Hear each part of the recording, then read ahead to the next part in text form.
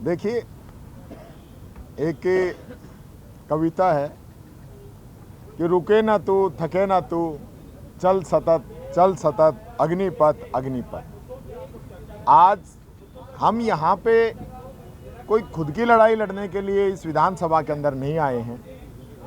संविधान ने विपक्ष को भी इस विधानसभा के अंदर मौका दिया है। उसके भी नियम हैं, कर्तव्य हैं, धर्म है। उन सब के आधार पर हम विधानसभा के अंदर आते हैं। और विपक्ष की अगर जरूरत ही नहीं होती, संविधान के अंदर प्रावधान ही नहीं होता। आज सरकार जिस प्रकार से अहंकार और घमंड में डूबी हुई है, हमारी जो बात थी कि आप जो फोन टैपिंग का आरोप आपके कैबिनेट मंत्री ने लगाया है, उस पे आप जवाब दीजिए।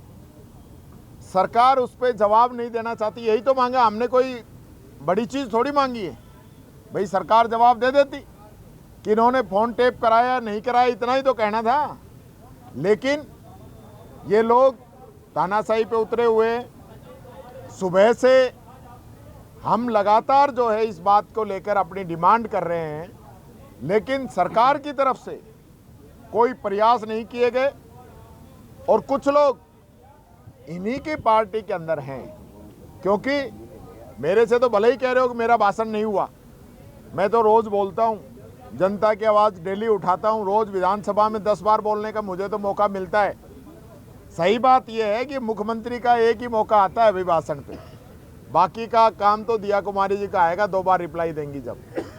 तो मुख्यमंत्री जी को ये जो मौका मिला था, इन्हीं के पार्टी के लोग नहीं चाहते।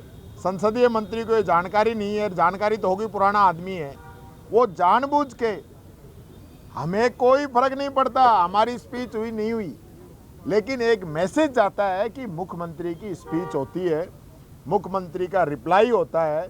सभी सदस्यों ने जो बात रखी है, प्रतिपक्ष जो बात रखता है, उसका रिप्लाई सीएम करता है, तो उसका एक मैसेज आता है कि सीएम ने सबकी बात सुनकर उनका रिप्लाई किया। आज सीएम जो भाषण दे रहा है, ऐसे भाषण दे रहा है जैसे चौपड़ पे दे रहा हो। कोई तथ्यों पे आधारित कोई बात नहीं, कहीं किसी प्रकार से बात कर रहा है, कहीं कुछ कर रहा है। अरे आप ये तो बताइए, जो सदस्यों ने जो बात कही पिछले 3-4 दिनों के अंदर, 4 दिनों के अंदर जो बात कही, उसमें एक का भी आपने रिप्लाई दिया क्या? सिर्फ और सिर्फ बस ऐसे लग रहा है जैसे दिल्ली का चुनाव चल रहा है, वहां भाषण ठोक रहे तो वो यहां ठोक दिया आके। इसके अलावा कोई संवैधानिक, राजनीतिक, जो यहाँ की इतिहास है, यहाँ की परंपराएं हैं, उनके तहत जो मुख्यमंत्री को बोलना चाहिए वो तो बोल नहीं रहे। 2-2 घंटे के लंबे भाषण। तो ये हम ये सुनना चाह रहे थे कि अपने भाषण के अंदर भी कहीं ये बात कहे कि मैंने फोन टेप नहीं कराए हैं, या कैबिनेट मंत्री गलत जवाब दे रहा है और हम इसकी जांच कराएंगे। मुख्यमंत्री का धर्म होता है, जब आया पूछता कि विपक्ष के आपकी कोई दिक्कत है, मैं बोलता हूँ वो पहले अपनी स्पीच देते ही वो हमसे आग्रह करता कि मैं इस पे आपकी तरफ से मैं रिप्लाई करता हूँ, आपकी जो डिमांड है मैं जवाब दे रहा हूँ, जो हम पे आरोप लगा है वो गलत है और हम इसकी जांच कराएंगे। इतना ही तो उसको कहना है।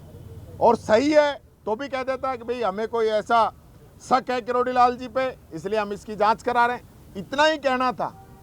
हम तो यही तो मांग थी हमारी। हम कोई मुख्यमंत्री को कोई ये थोड़ी कह रहे हैं कि भाई तो वापस पर्ची निकलवाएं, हमने तो इतना ही कहा था।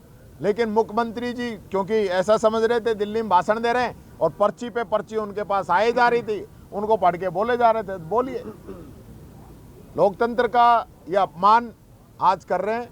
बाबा साहब अंबेडकर की जो सोच है, महात्मा गांधी जी की जो सोच है, उसका अपमान ये कर रहे हैं। इनका कोई मतलब नहीं है संविधान से, लोकतंत्र से, प्रजातंत्र से, विपक्ष से, यहाँ की मर्यादाओं से, परंपराओं से कोई सरोकार नहीं है।